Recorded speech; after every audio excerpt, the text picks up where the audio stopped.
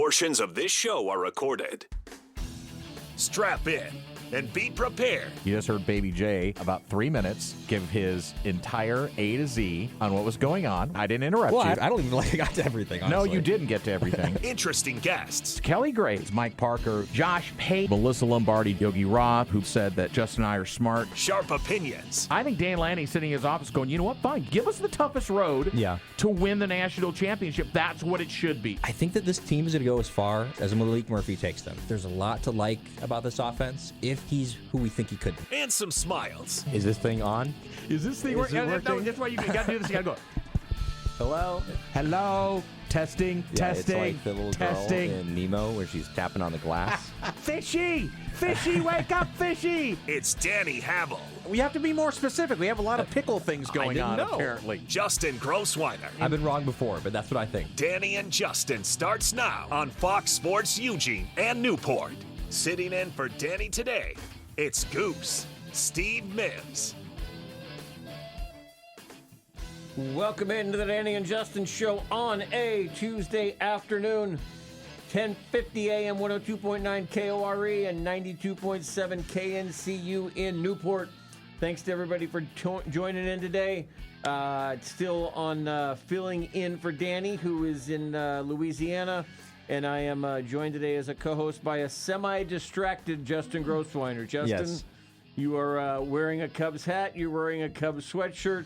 And we have the Cubs game on in here. So you're welcome. I can carry this show and just pop in when you can. I know when Carson Kelly comes up after Arding hit a home run, there will be some attention paid there. But thanks for agreeing to do the show in the middle of a Cubs playoff game. Portland's Carson Kelly. Portland, in fact. Westview High School. Yes. Yes. Yes. No, I'm very Oregon excited. committed to Oregon before he was drafted Yes. by the Cardinals in like the second round. You know who else almost went to Oregon? Cody Bellinger. Fun Correct. fact. There's a picture of him There at is. Autzen. Yeah, that shocked me when I saw that when he was on the Cubs, and I did a little bit of research. But no, I love the baseball playoffs. I think it's the best playoffs. It's just my opinion. I love the drama. I think it's a slow build. I love the slow burn, and I will try to stay on task today. All right. Certainly, we'll have the game on in the corner, and I will do my best to not react. I think we have a fun show, though. A lot to talk about, obviously, with the Ducks, and obviously the baseball playoffs are starting, so we'll chat a little bit about that. But yeah, we'll get going with some baseball. The great Skopil Damas will join us in the second segment. Erik Skopil from 247, and we will chat with him about Oregon football. And then in the last segment, we'll kind of look ahead to the Oregon schedule because, beginning of the year, we all had these thoughts on, they're going to win this game, they're going to lose that game. And a lot of people were saying they're going to lose the Penn State game. Well, but even the games beyond the bye, some things have changed. I think Wisconsin's probably worse than we thought, and maybe Washington's a little better than we thought, and Iowa's a little worse than we thought. So it might be a good time to kind of look at that schedule again. I said yesterday I thought if somebody was holding an over 10.5 win ticket for Oregon, they'd feel pretty good about their life right now. But we'll just kind of run through kind of what the rest of the schedule looks like and what we think maybe could be a traditional quote-unquote trap game, or if we think Oregon is going to run the table on this thing. So you're right, though. Baseball, I always think of baseball when the day playoffs start.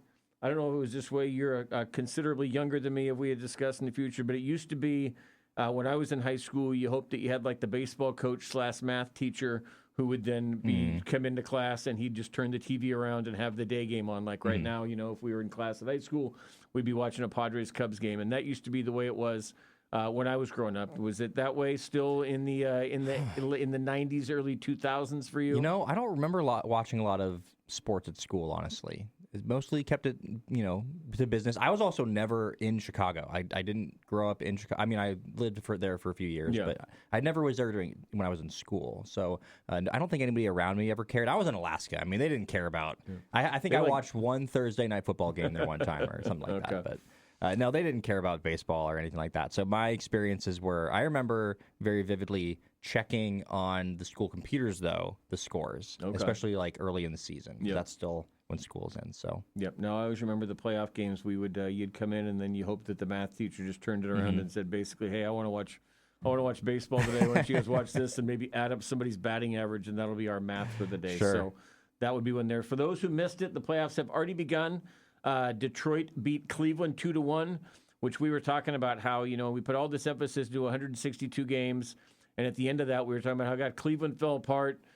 Cleveland had this great rise. Detroit fell apart. Cleveland ends up getting the home field in the wild card, and all of a sudden it just takes one game, and suddenly that flips around again. So the playoffs are a different beast. You know, if you can get hot or have the right guy, and obviously Detroit has the right guy in Erik Skopil. Skopil goes out there and pitches 7 2/3 today, and gets Detroit a 2-1 win.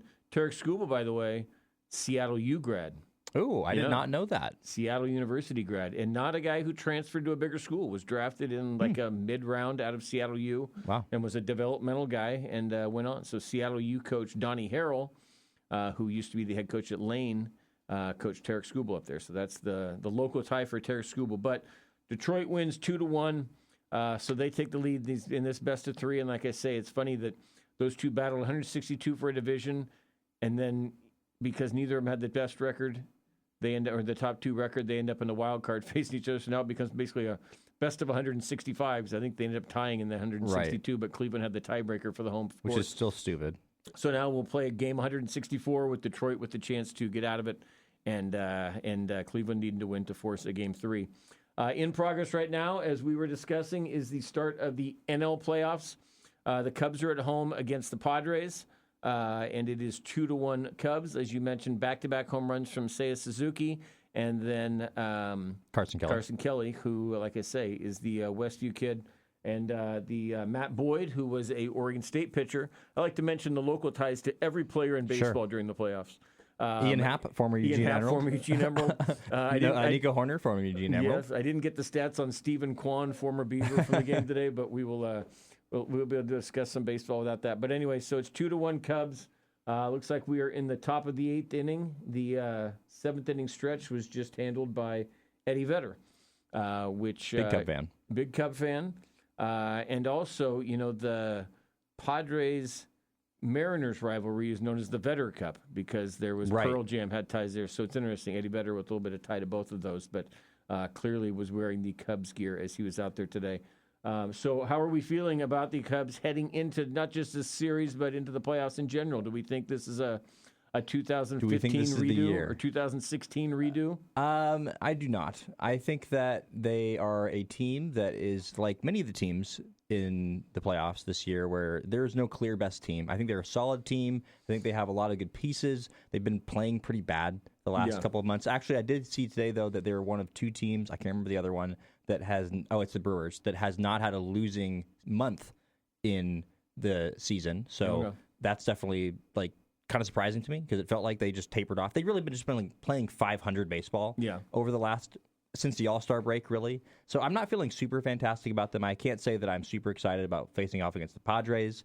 And this game has been pretty typical Cubs offense, at least so far. They have had a couple of home runs, but other than that, pretty much nothing. No real threat. They had one threat in the 6th or 7th inning, but it's been pretty good pitching so far. But it just, I don't really trust our bullpen. We just used our closer in the 5th inning after, the guy that's been their closer for most of the season. So I don't know. It's interesting. I think it's interesting playoffs this year. I think certainly in both leagues, like you could really take anybody, and I wouldn't be super surprised. There's no teams. I mean, I guess like the Reds, I don't really think they're going to do much.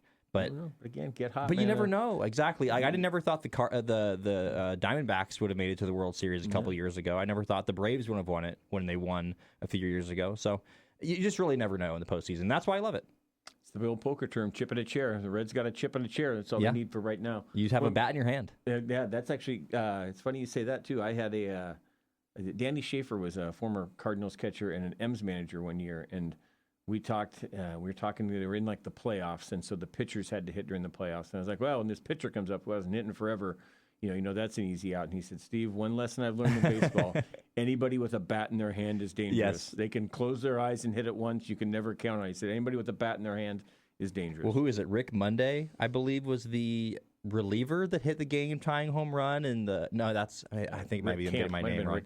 Rick Camp, yeah, there was who hit that home run. That I don't know if he had ever gotten a hit before. Just game-tying home run. It's unbelievable. That's why I miss pitchers hitting. To be honest with you, but yeah, when they pulled that off. Well, I'm glad you let me watch this in here. I know that sometimes people like to tape things. I'm not in favor of that, but I know you had an experience back, like you were telling me, like 10 years ago, where you had to record a game, and it's very impossible. Many games. Very impossible these days to record a game and not find out what happens throughout that time. No, it's difficult, and this is when I first got to Oregon. So I'm moving from Alaska, and this is 2015. So the Cubs are just starting their really great run.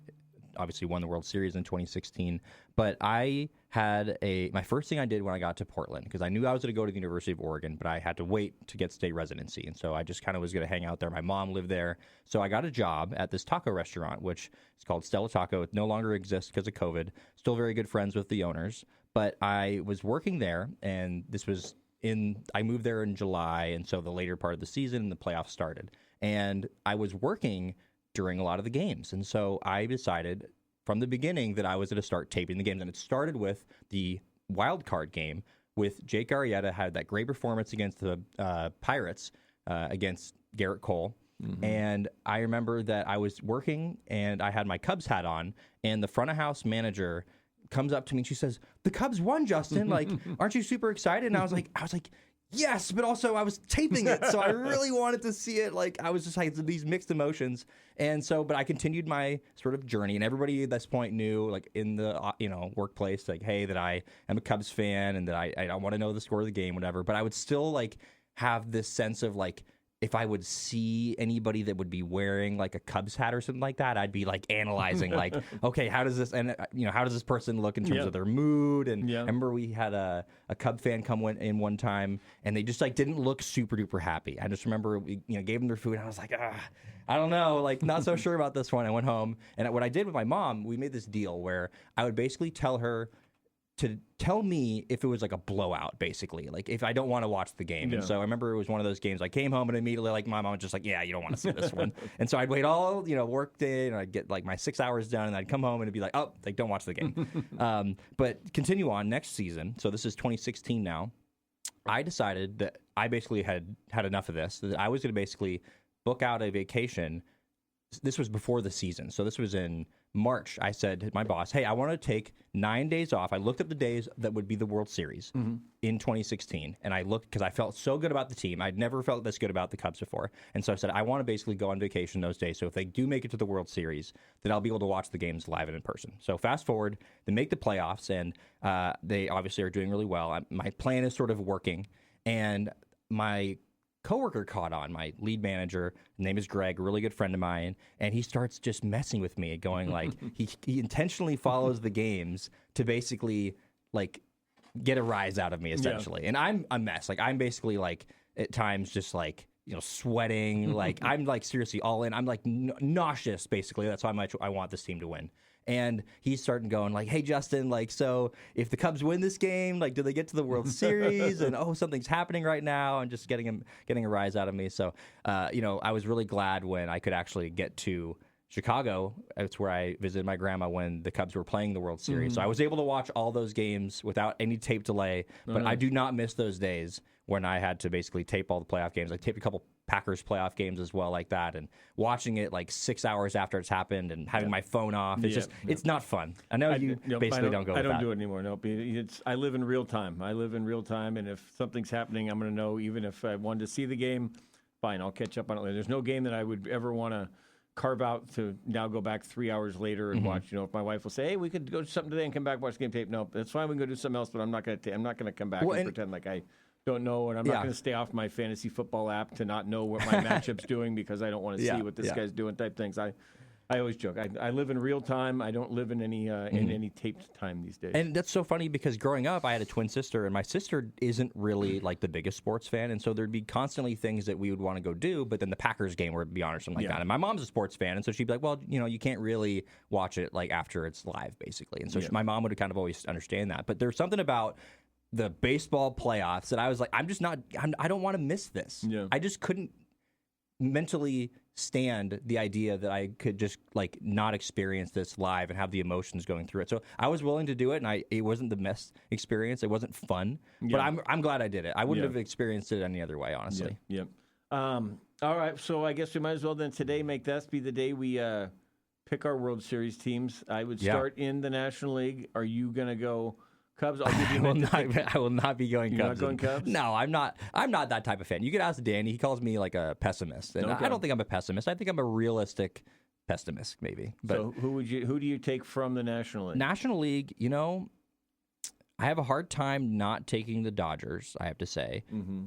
But I think I'm going to go with the Phillies. Okay. I think the Brewers are one of those teams where they've just been playing over their head for so long. I think it's going to be the same story we've seen where they've just made it to the playoffs looking great, and then in the postseason don't end up doing anything.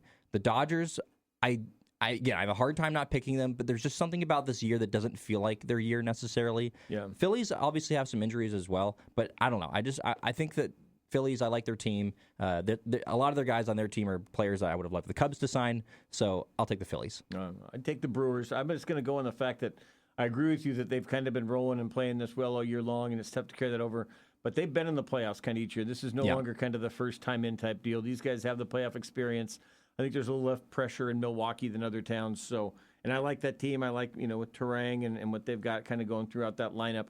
Not a lot of stars, but when you got Yelich in there. No stars. You got Yelich and Contreras is hitting well, and like say Sal Frelick and kind of that group. And just a really solid team. Yep. They're just let me tell you. Unassuming and they're the most annoying team to play against as a Cub fan because they basically constantly every year you look at their team and you're like, okay, no, maybe this is the year that the Brewers are finally not going to be very good. And then they come in every year, and this year they're even better. It's just unbelievable. It's just great management, great just everything they do. They know what they're doing. Yep, no doubt. And the Dodgers being my pick just because, you think about it, they're pitching so deep right now with everybody back that Tyler Glasnow is not even pitching in the wild card series because they have Yamamoto and Ohtani and Blake Snell, so they can hold off on these other guys. I think I would do it, but I just give me the Brewers. That's more of a feel-good for me. And that in American League, I'm going to do the similar feel-good. I'm going to take the Mariners just because I have all these Mariner fans in my life.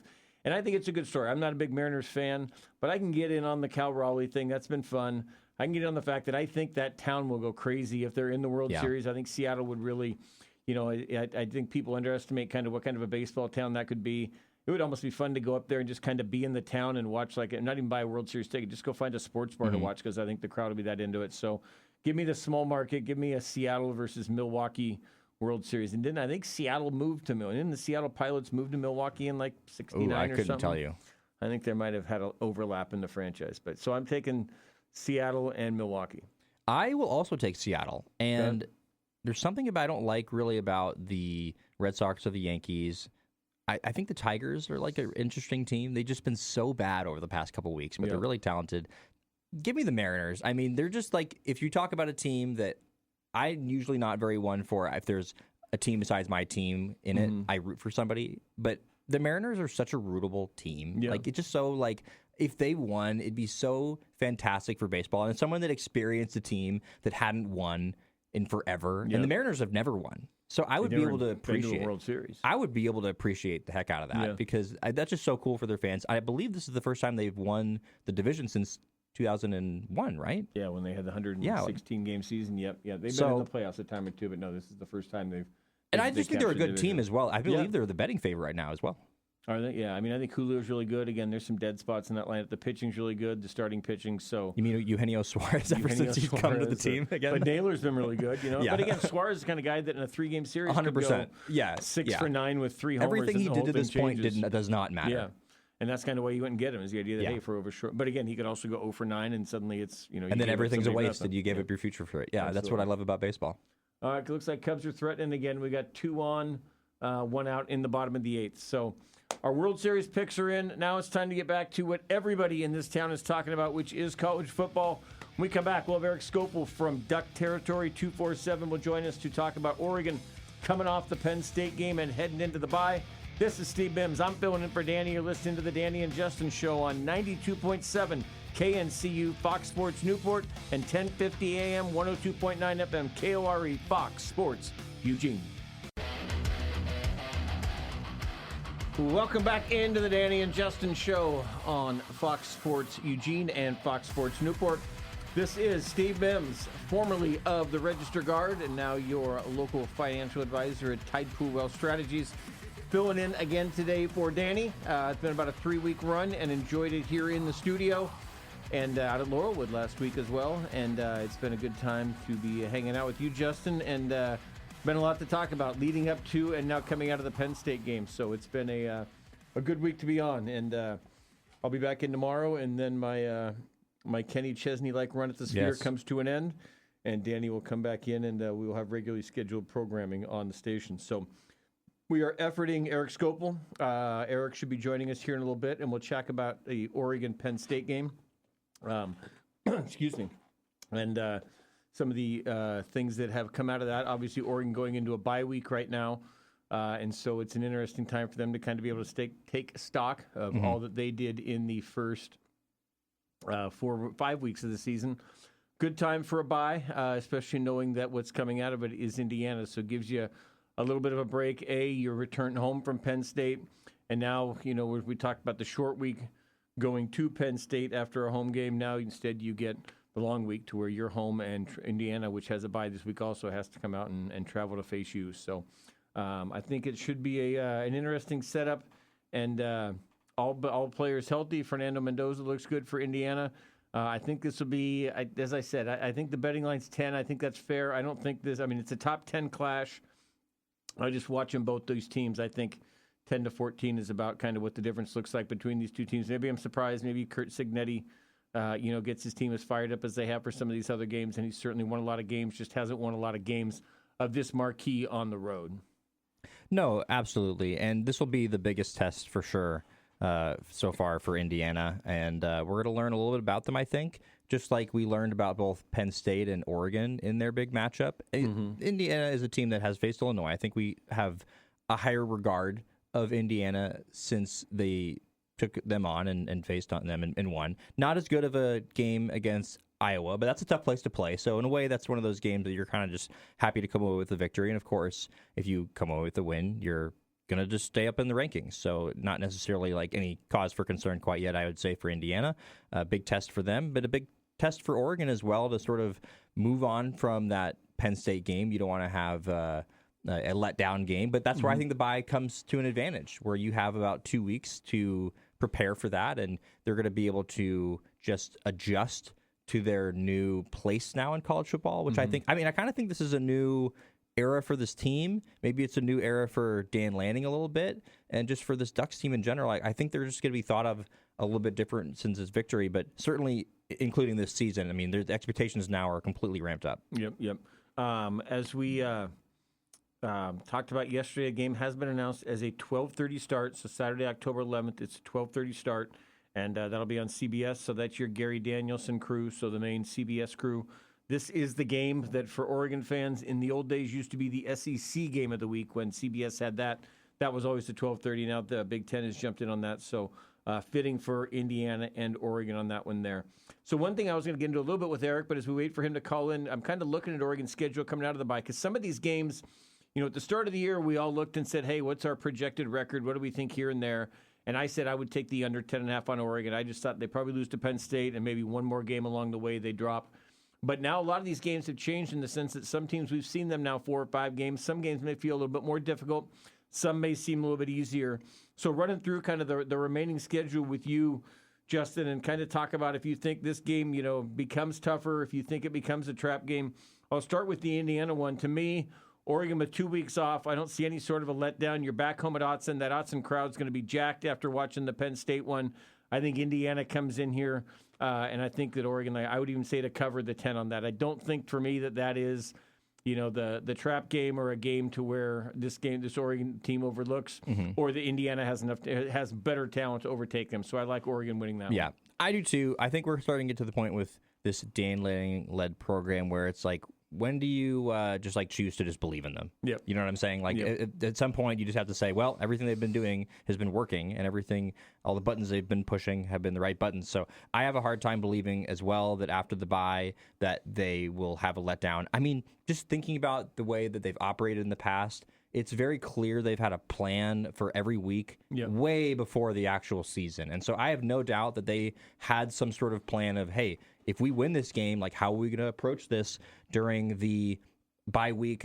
How are we going to get ready for this next week and move on and kind of go forward? So I think they're going to be fine during this little stretch here. Okay. Do we have Erik Skopil? Yes, we do. Erik Skopil comes on to join us. Erik, how are you doing this afternoon? Good. So sorry for a little delay here. I was thinking it was 2:30, not 2:20 until now. Sorry about that, guys. You're all No good. worries. No problem at all. I was seeing a lot of things leading up to the Penn State game on people who were cursing folks who had weddings set for the day of that game.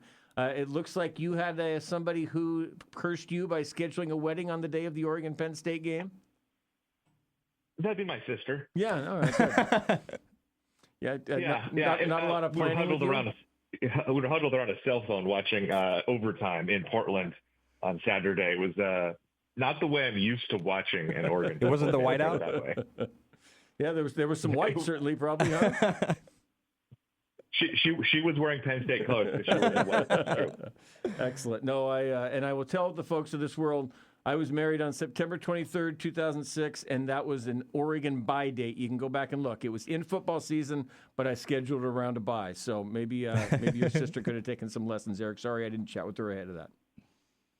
Well, I may or may not have chatted with her ahead of that. We may or may not have continued with the date as planned. So. You were not the priority, it seems. Sounds good. We talked about coming out of that Penn State and into Indiana. It's a nice time for a bye week for the Ducks. For media covering the Ducks, it's a nice time for a bye week after all the hype heading into last week. This is a good week to take your breath rather than having Indiana come right in.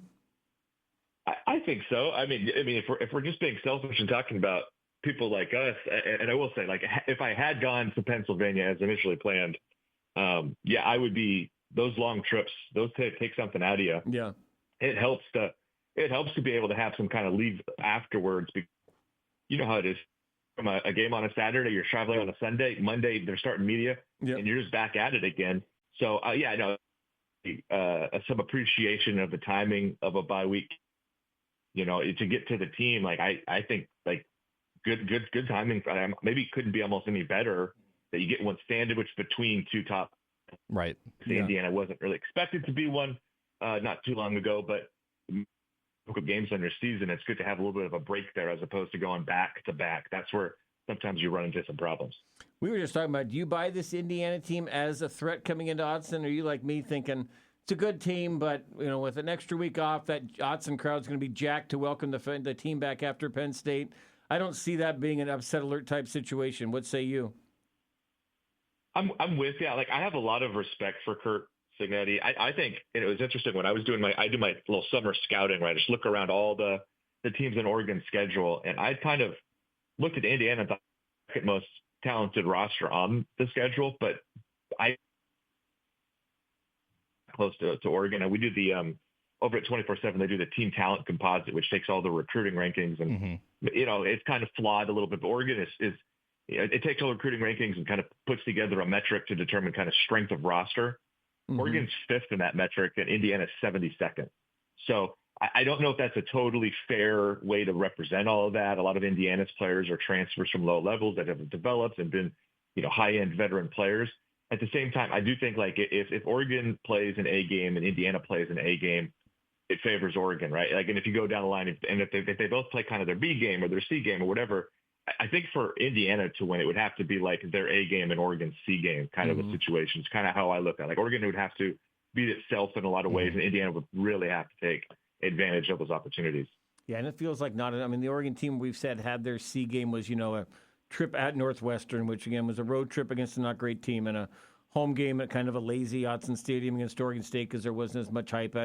I think that this one feels like a game where Oregon comes out and has its A game on it. I know you ranked all the remaining games, and we were just chatting a bit about that. And you've got Indiana, obviously, is the toughest in terms of the personnel. You've got Iowa and Washington as the second and third. Those are both road games. Do you see those as being difficult now? I mean, Washington maybe looks, a little better than we thought. Iowa's been a little kind of up and down this year, but do you see maybe those road venues, and particularly Husky Stadium, being that it's the last game of the year, maybe the Huskies still have something to play for? Do you see maybe one of those road games end up being more difficult than, maybe that ends up being the most difficult game left on the schedule? Yeah, that's certainly possible.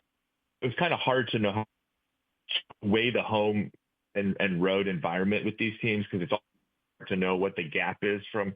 Like, if I think Indiana, is better than Washington, which I don't think that's me in the minority saying that. I think most people would acknowledge that that's probably true just based on strength of roster and resume. What's the difference between playing versus playing at Husky Stadium or Kinnick Stadium? And what I've seen from Washington through the first month of the season, I slid them ahead of. I had Iowa as the second most difficult game preseason, ahead of Indiana, ahead of Washington. I now have both Indiana and Washington above Iowa. Iowa has not impressed me so far in their 2 losses. They scored a combined 28 points. They brought in Mark Gronowski from South Dakota State, was supposed to be maybe the quarterback to fix this Iowa offense under Kirk Ferentz, and yet it looks a lot like Iowa of old. And we should note Gronowski got hurt in that Indiana game. Don't know what his future looks like in terms of availability. Oregon, they play in about a month, so I would guess if he's not a season-ending injury, he'll be available. But I look at Iowa and I go, I'm not sure they have the dogs offensively. I think they'll keep that a lowish scoring game. You know, it looked like they held Indiana to 20 points. That's pretty darn impressive. I think Oregon has enough firepower. Washington's kind of interesting because of just, I thought that like holding Ohio State to 24 was kind of notable. I also thought it was notable that offense only scored 6 points when we look at it and think that's the strength of the team. So I don't think either are on serious upset alert. And if I'm being honest, like Oregon's going to be double-digit point favorites, I think, in all of the rest of the remaining games. Yeah. I don't see a loss coming, but hey, you don't want to overlook a trip to Husky Stadium, that's for sure. Yeah, especially if that Washington team's 8-3 and playing for something. But you know, we've seen Dante Moore has become America's sweetheart now. He's suddenly leading all the Heisman polls. All the draft analysts suddenly have him rocketing up to their number 1. With what we've seen so far, and I was a little skeptical coming in. Hey, I saw him 2 years ago. He wasn't that great. He might need some time on the field to kind of get the feel back for live action. Have you been surprised from how quickly he's come in, or did you and the folks you talked to lead you to believe, hey, that year off was going to have him ready to go? It's not like he was coming from the UCLA and going right in. He had a time to kind of adjust, and he'd be right back on the timing for this. Are you surprised what you've seen from Dante this quick, or did you think that it could be like this kind of a glorious start? You know, I'd heard so many good things behind the scenes. I was also, like you and probably a lot of fans or people who've covered or been around the sport, like how many times have we seen a kid that people are really high on struggle? Like it's very, very common. And so while I had confidence based upon what I'd heard that remember, like it wasn't clear Dante was a starter until the first game of the season. Like Oregon doesn't really announce starters. Like I was very confident he would be the starter, and I was confident that he was going to be a capable starter, but I didn't have him at 14 touchdowns and interception. I didn't have him as being this cool, calm, and collected in an environment like last game. I picked Penn State by 3 points to win that game. Like I thought, you know, for a lot of players, I figured it might be too big of a moment, too big of a stage, and boy, was I proven wrong. And of course, there were some hiccups. We can't say the offense was perfect. 3 points in the first half. You know, some of that being, you know, a lot of credit due to Penn State for, you know, standing up on 4th down a couple of times, making some plays. I just came away so impressed, and I think he is absolutely a Heisman Trophy candidate. I know he is the betting favorite right now. There's also a ton of season to be played, but I'm fully bought in. I think you couldn't have probably found a more difficult environment, more opponent, more difficult circumstance than what he just went through. And for him to come out and it could be a pretty decisive in terms of like if you're just looking at it quarterback v. quarterback, Aller versus Moore, you know, Aller being another former 5-star who's been in that system for a long time, 3rd year starting, you know, Dante Moore, 5-star, 5th game starting at this school. And for it to be like a pretty decisive, sizable, like that's the better quarterback. I don't know if I would have expected that myself coming in. So yeah, I think Oregon has one of the best quarterbacks in the country. We know how talented they are everywhere else. And I think you look up and go, this is one of the teams. These are they're ranked 2nd nationally right now. That doesn't feel outrageous. You could make a case they should be number 1. Pretty bought in on, hey, as long as Dante continues and maintains this caliber of play, they're going to be one of the teams that matters as we get into December and January. And one of the places that they certainly have a plethora of talent is that running back room, and a guy that's just been kind of making himself a little bit above the rest for me has been De'Aaron Hill Jr. And I think that I'm just curious to your thoughts. Is he one of those guys, do you think? Because obviously they have guys that are very different in terms of their roles. Jordan Davison, for instance, short yardage guy. Jaden Lamar, guy that's going to get you 5-6 yards every time. Noah Whittington, maybe a little bit more of a home run hitter. But same thing with De'Aaron Hill Jr., though, who looks like maybe the most pure athlete, I guess, out of that room, you might say. But do you think he's one of those guys where, like, in my opinion, I almost think they should stop messing around and just start cutting down the carries for other guys, give D'Aaron Jr. the ball. But could he be one of those guys that's just more effective with 8 to 10 touches than, say, 10 to 18 touches, as well as the fact that it's just good to have a bunch of guys? You know, this had been really similar to that going into the Penn State game, because he'd had the big moments against Northwestern, but I don't have the stats in front of me. I think he had like almost 100 yards on 7 total snaps. Like it was just like, the long explosive run play. It was just like, and credit to Will Stein, who's as good as any coordinator I've seen at Oregon, of just like finding a guy's strengths, putting him in positions to make plays and to succeed and kind of thrive. And I kind of hypothesized a couple weeks ago something similar of like, maybe he's a DeAnthony Thomas early on in his career where, they're going to find kind of opportunities to get him out in space, use that speed, that vision.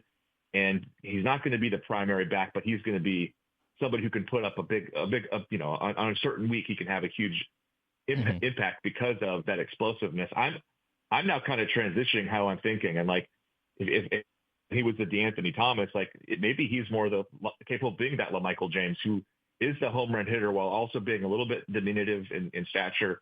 While, he hits the holes. I mean, like he ran between the tackles a lot more against Penn State than he had coming in. Like, I had it tracked earlier in the month. Like, I want to say like 80% of his yardage or something had come on off tackle runs. And he had like over 60% between the tackles, according to the PFF tracking data. I'm buying in on this guy can be an every down back. It felt kind of like, hey, you pick your spots before. I just think when he's somebody who, and I know this number is not going to hold up throughout the season, but he's averaging like 10.4 yards per carry.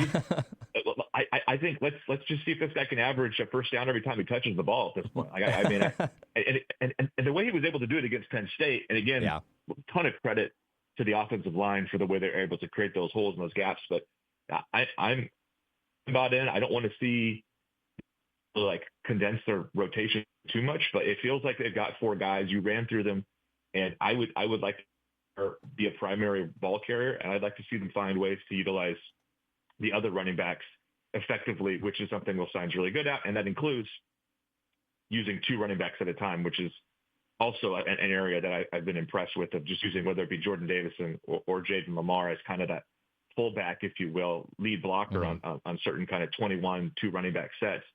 That's something that has my interest, and I'd like to see continue. Erik Skopil, he is at Duck Territory in 247 Sports. You know him as Skopil Damas.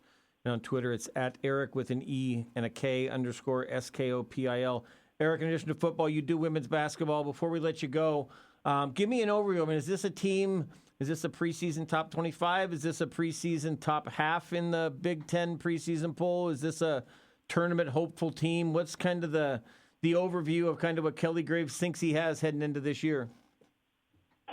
Well, I know there's a lot of optimism from the staff, having spoken to people over there about it.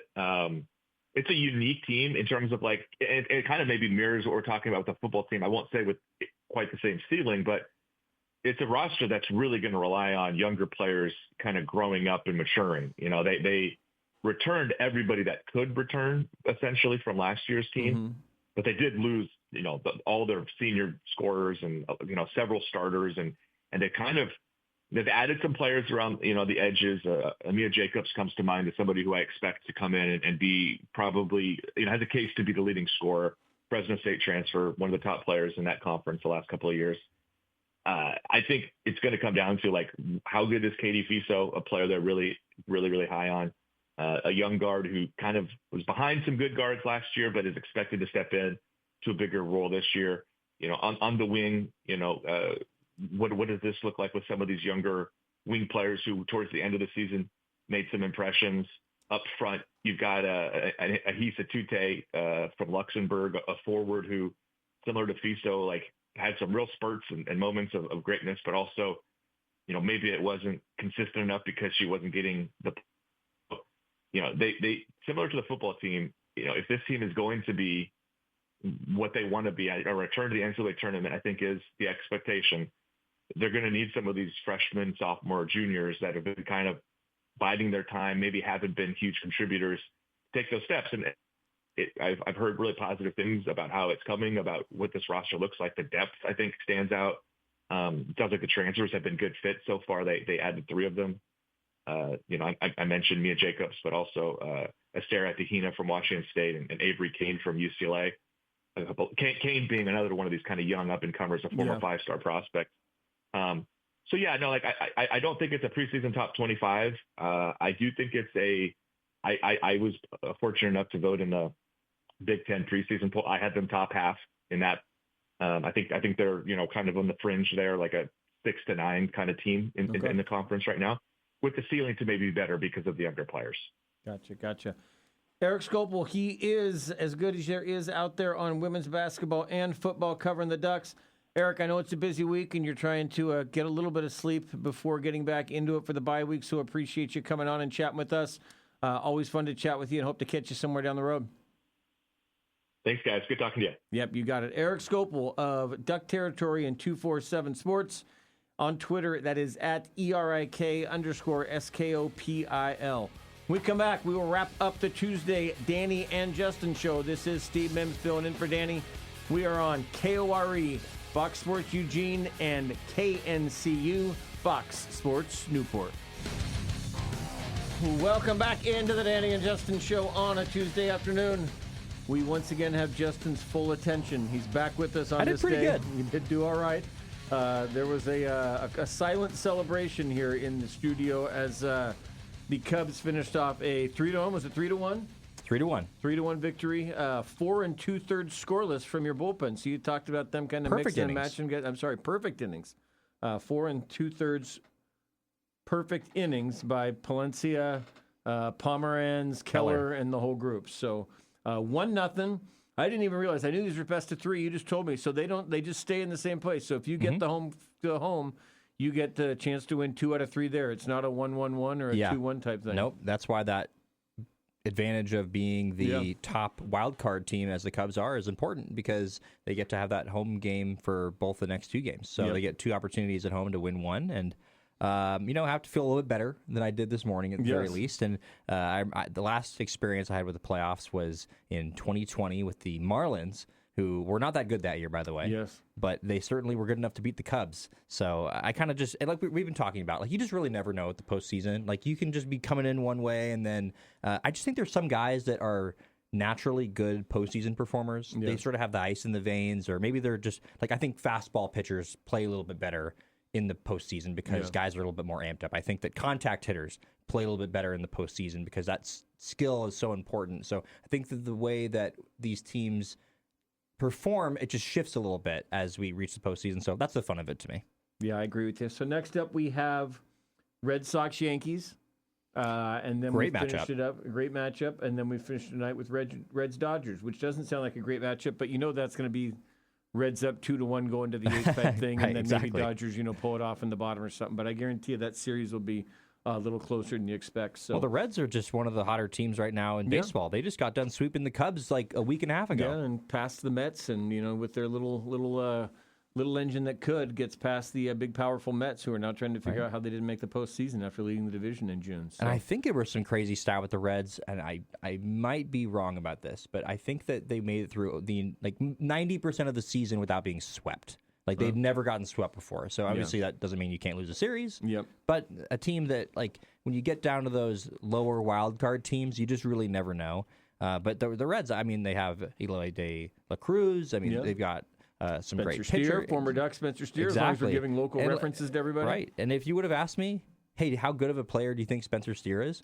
I never would have thought he would be this good of a player. And I don't mean to do that out of disrespect. No, you're right. But he's a great player. It's amazing. I interviewed him many times at Oregon. He was a big barrel-chested, I shouldn't say big, he was a shorter barrel-chested guy who played first base and seemed like he was out of position. Yeah, I would have told you that guy's going to spend a few years in the minors because he's a good baseball player, but sure. I didn't see this coming either. But good for him. He was a great kid, too. I always enjoyed dealing with him, so I'm happy for that with him. Speaking of pro Ducks, it appears that Oregon will have a 4th starting quarterback this season into the NFL, as all reports online indicate that Dylan Gabriel will be starting when the Browns go overseas to face the Vikings this weekend. So Dylan Gabriel sounds like he will get the start. He'll be the 4th Duck this season to get a start. There will probably be only 3 this week because it looks like Mariota will probably go back to the bench if Jaden Daniels is ready to go.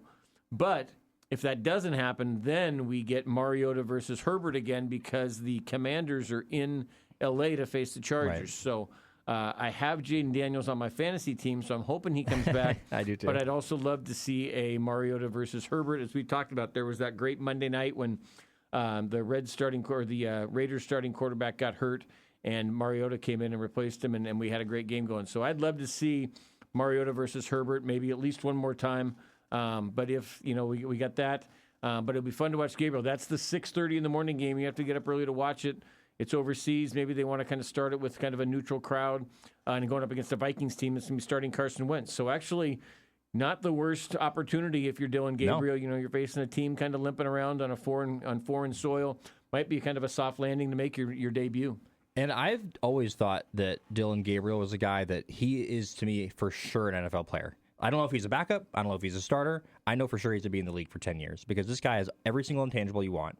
And if he was 6'4", then he would have been a first-round pick. Simply just doesn't have the physical, I don't know if physical talent's the right word, but he doesn't have, some of the traits that you look for in a starting quarterback. But he's played really well whenever he's gotten his opportunities. Yep. He did play really well in the preseason. He also got some opportunities against Baltimore in, I think that was week 1, where he had 3 pass attempts, 19 yards, and a touchdown. Mm-hmm. So he's already gotten a little bit of a taste, and it makes sense for the Browns to go with a guy like Gabriel, who's 24 years old, versus a 42-year-old Joe Flacco? Yeah, I think so. Yeah, is he 43 maybe? He's getting up there. So, great player, and I know that there's a lot of love around there for Joe Flacco because he won the Comeback Player of the Year award for them, right, over Damar Hamlin? Yeah. Yeah, which was shocking. One guy almost died. The other guy just came back from being really crummy for a year. From being really old. Yeah, exactly. So, Dylan Gabriel, I think this is, I wouldn't say it's a great opportunity because it's the Browns, but and against a defense, too, that's really good. I think that Vikings defense is really solid. But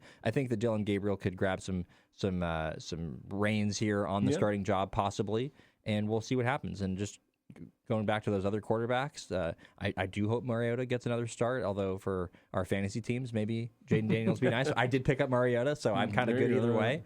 But I think that it's interesting with Mariota because he's one of those guys that he's just turned into a really, really solid backup. Absolutely, yeah. And I think that, honestly, he gets...